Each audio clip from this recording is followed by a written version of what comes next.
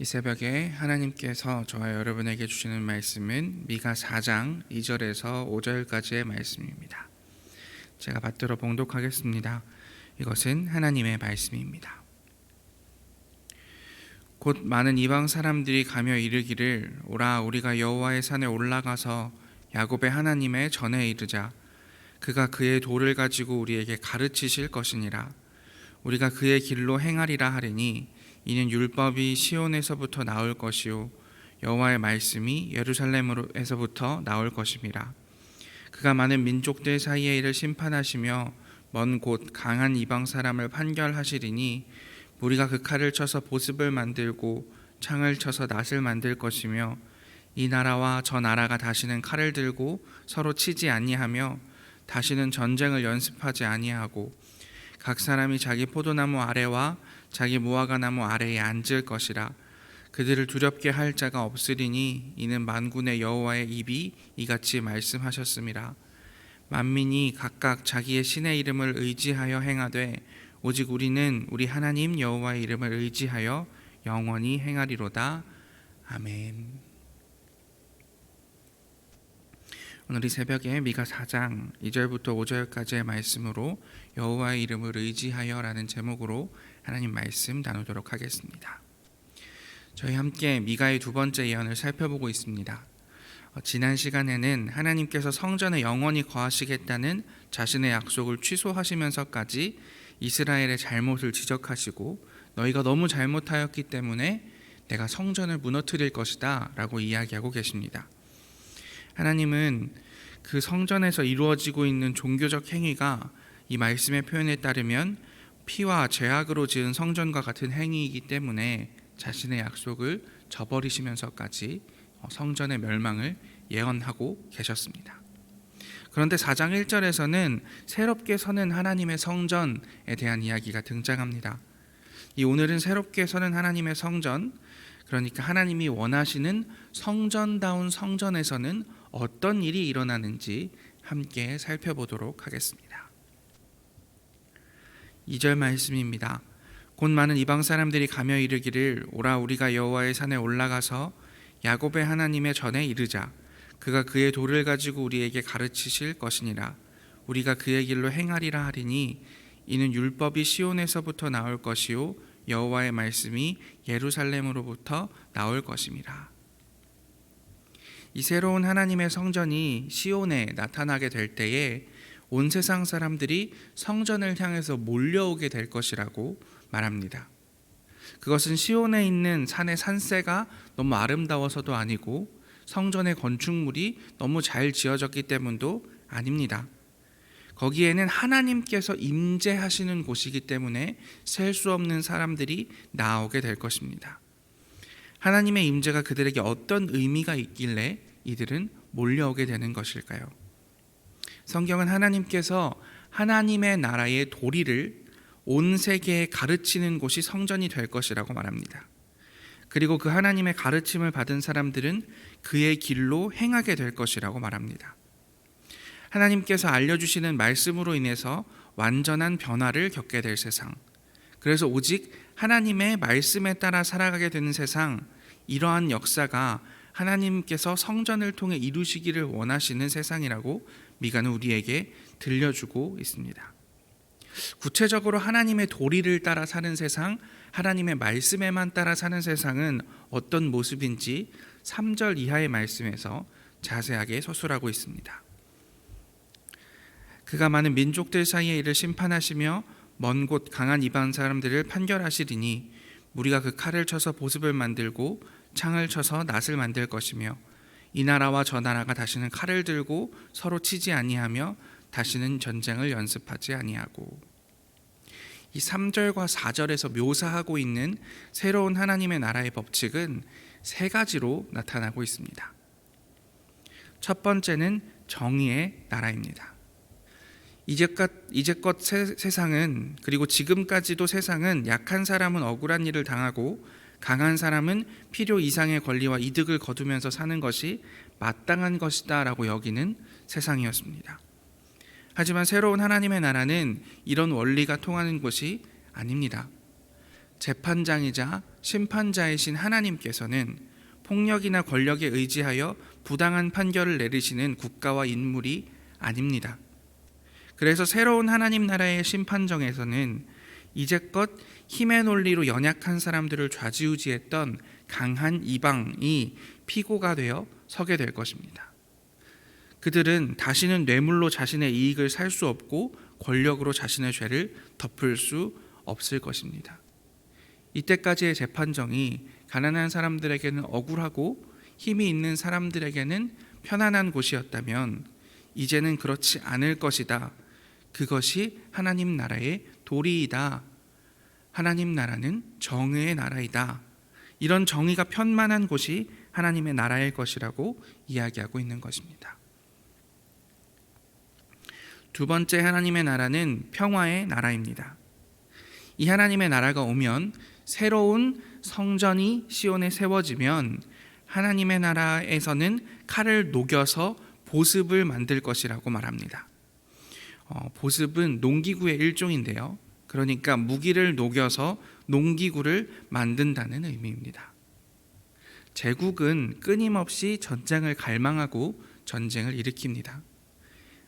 세력이 강대해지면 주변의 나라들을 털어먹기 위해서 전쟁을 일으키고, 나라가 힘이 들어서 내부에 문제가 생기면 그 문제의 시선을 외부로 돌리기 위해서 전쟁을 일으킵니다. 하지만 하나님의 나라는 힘의 논리가 아니라 평화를 향해 나아갑니다. 끝나지 않는 전장의 한가운데 있는 우리들에게는 어쩌면 이 말씀은 꿈만 같은 이야기처럼 들릴지도 모르겠습니다. 더 이상 남과 북이 총과 칼, 미사일과 탱크를 서로에게 들이밀지 않아도 된다. 그날이 오면 성경은 말하고 있는 것입니다. 총과 칼을 녹여서 함께 살 집을 짓고 탱크와 자주포를 분해해서 함께 먹고 살 트랙터를 만들어 남과 북이 함께 하나님을 찬양하는 그날이 반드시 올 것이다. 지금은 그렇지 않아도 하나님의 나라는 그러한 평화의 나라이다 라고 우리에게 이야기해 주는 것만 같습니다. 4절 말씀입니다. 각 사람이 자기 포도나무 아래와 자기 무화과나무 아래에 앉을 것이라. 그들을 두렵게 할 자가 없으리니 이는 만군의 여호와의 입이 이같이 말씀하셨습니다. 아멘. 세 번째 하나님 나라의 법칙은 평등의 나라입니다. 힘과 권력으로 떵떵거리던 이들은 하나님의 재판정에서 심판받고 무기를 녹여 농기구를 만드니 사람들은 이제 자신의 땅에 포도나무와 무화과나무를 심고 힘써 일한 뒤 평안한 휴식을 취할 수 있게 될 것이다 라고 4절은 이야기하고 있습니다.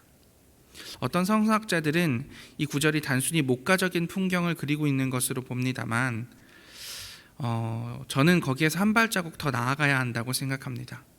여러분도 기억하시겠지만 미가의 첫 번째 예언에서 하나님께서 모든 사람에게 공평하게 나누어 주신 땅을 빼앗은 지도자들에 대한 매서운 비판이 미가에는 그려져 있기 때문입니다.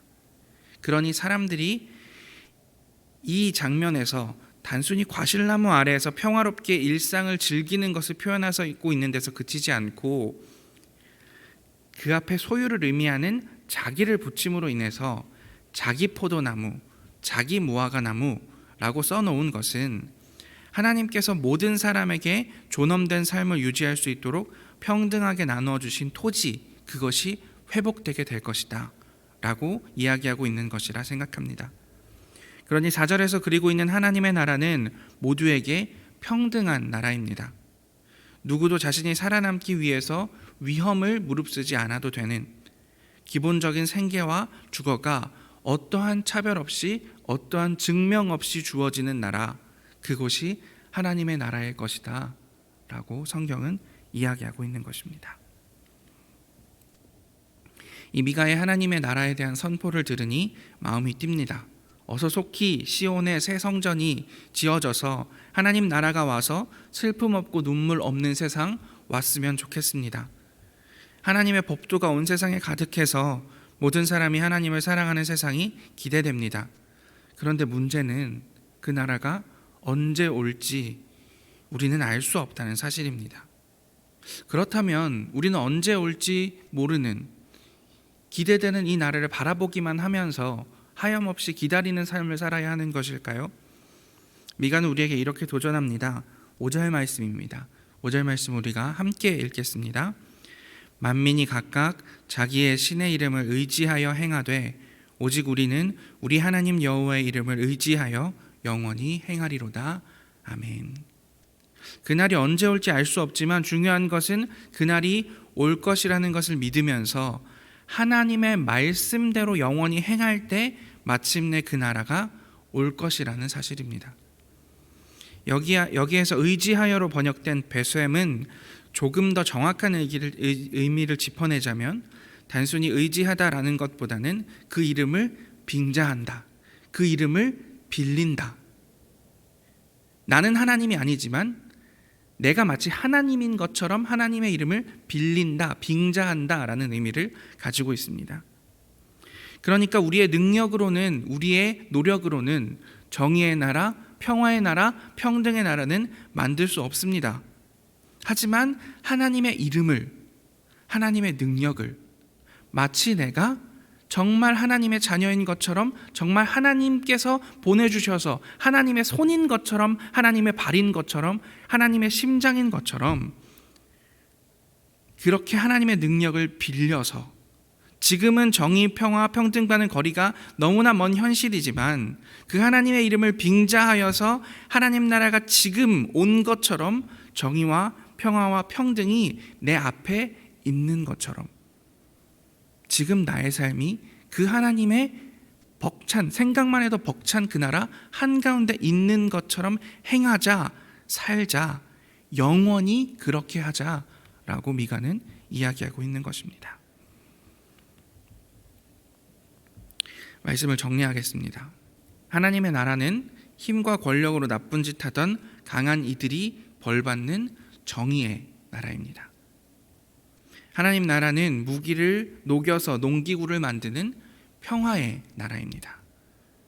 하나님의 나라는 모두에게 기본적인 생계와 주거가 차별 없이 주어지는 평등의 나라입니다. 하지만 안타깝게도 미가 선지자의 선포 후 수천 년이 지난 지금까지도 그런 나라는 소원해 보입니다. 그렇지만 오늘 미가의 다짐처럼 하나님의 이름을 의지하여 포기하지 말고 영원히 행하자고 이야기하는 그 굳은 결심이 오늘 우리에게 전해지고 있다는 사실을 기억할 수 있었으면 좋겠습니다. 그러니 오늘 하루부터 영원까지 마치 하나님의 나라가 온 것처럼 우리의 삶을 통해서 정의와 평화, 평등을 이루어 나가면서 살아가는 아름다운 교회, 그리고 교회의 몸된 우리 모두가 되기를 복 빕니다. 기도하겠습니다. 하나님, 오늘 미가 선지자의 선포를 바라보면서 하나님의 나라가 어떤 곳인지 살펴보았습니다. 새로운 성전을 통해서 하나님께서 가르쳐 주실 법도가 무엇인지 들었습니다. 그것은 정의였고 평화였고 평등이었습니다. 그런 세상이 어서 속히 왔으면 좋겠지만은 우리의 삶은, 우리의 현실은, 우리의 이웃들에게 들려오는 음성들은 그것과는 거리가 먼 삶임을 하나님 아버지 앞에 고백합니다. 그러나 오늘 미가야 선지자의 고백처럼 우리가 여호와의 이름을 의지하여 그 나라 살아갈 수 있도록 인도하여 주시옵소서. 우리의 삶을 통해서 정의와 평화와 평등을 살아내는, 마치 오늘 그 나라가 있는 것처럼 하나님의 이름을 의지하여 오늘 하루에 우리의 삶을 선택하는 우리들 모두가 될 수 있도록 성령님 우리를 인도하여 주시옵소서. 이 모든 말씀 예수님 이름으로 기도합니다. 아멘.